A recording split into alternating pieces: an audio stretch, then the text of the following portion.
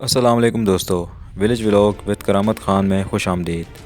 سب سے پہلے ہم ان احادیث کا ایک جامع اور تفصیلی جائزہ لیتے ہیں جو دجال سے پہلے کے حالات کے بارے میں بیان کی گئی ہیں۔ مقصد یہ ہے کہ ہم جذباتی یا قیاسی نتیجہ نکالنے کی بجائے احادیث اور علماء کی تشریحات کی روشنی میں ایک متوازن سمجھ پیدا کریں۔ ابتدا میں یہ بات ذہن میں رکھنی ضروری ہے کہ قبل از دجال کا تصور مختلف احادیث سے اخذ کیا جاتا ہے، لیکن کسی ایک حدیث میں مکمل ٹائم لائن واضح انداز میں نہیں دی گئی۔ اس لیے علماء ان روایات کو اکٹھا کر کے ایک مجموعی تصویر پیش کرتے ہیں۔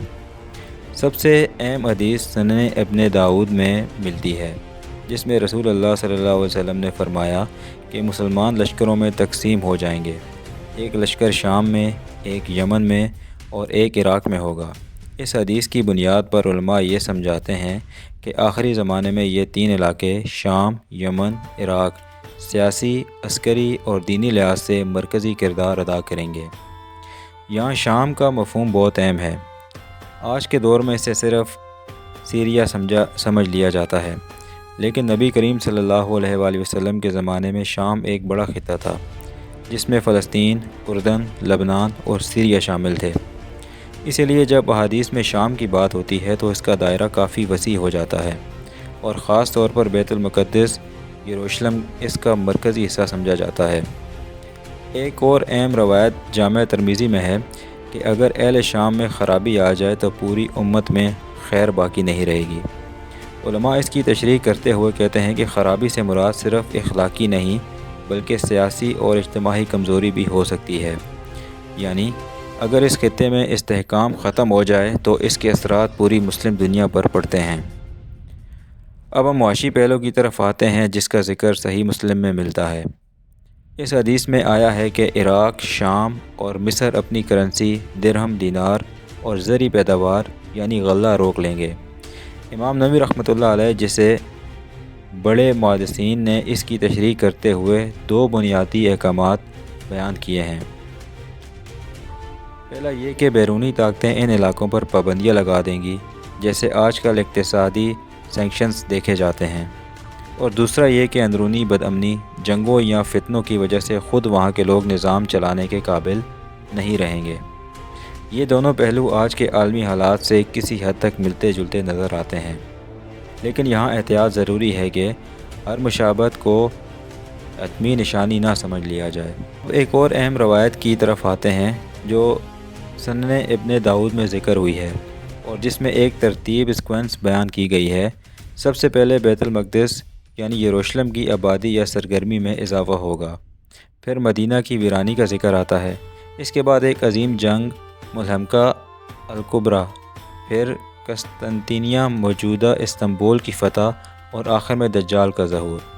علماء اس ترتیب کو بہت احتیاط سے بیان کرتے ہیں۔ یروشلم کی آبادی سے مراد صرف لوگوں کا رہنا نہیں بلکہ اس کا عالمی سیاسی مرکز بن جانا بھی لیا جاتا ہے۔ آج کے دور میں واقع یروشلم عالمی سیاست کا ایک حساس ترین نقطہ بن چکا ہے۔ مدینہ کی ویرانی کے بارے میں دو آراء ہیں۔ کچھ علماء اسے حقیقی ویرانی سمجھتے ہیں، یعنی وہاں لوگ کم ہو جائیں گے، جبکہ کچھ اسے علامتی سمجھتے ہیں، یعنی اس کی سیاسی مرکزیت ختم ہو جائے گی جیسے کہ ابتدائی اسلامی دور میں تھی۔ پھر ملحمہ الکبریٰ یعنی ایک بہت بڑی جنگ کا ذکر ہے جسے بعض لوگ عالمی جنگ سے تشبیہ دیتے ہیں۔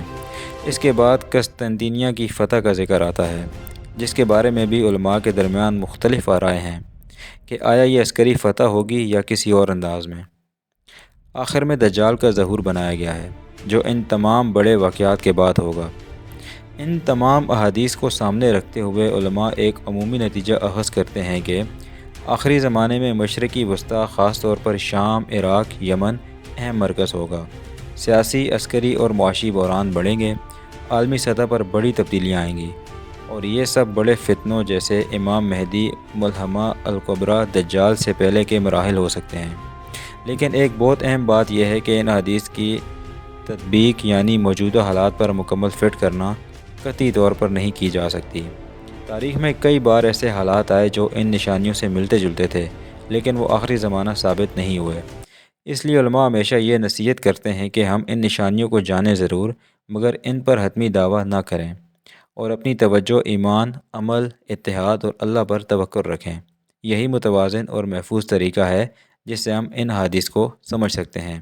دوستو، اگر آپ کو ویڈیو پسند آئی ہو تو کمنٹ میں اپنی رائے کا اظہار ضرور دیں، ویڈیو کو لائک کریں اور چینل کو ضرور سبسکرائب کریں، اور ویڈیو اگر مزید پسند آئی ہو اور مزید ایسی ویڈیوز دیکھنا چاہتے ہیں تو اپنے دوستوں کے ساتھ لازمی شیئر کریں۔ ملتے ہیں اگلی ویڈیو میں، تب تک کے لیے اپنا بہت زیادہ خیال رکھیے گا، دعا میں یاد رکھیے گا۔ اللہ حافظ۔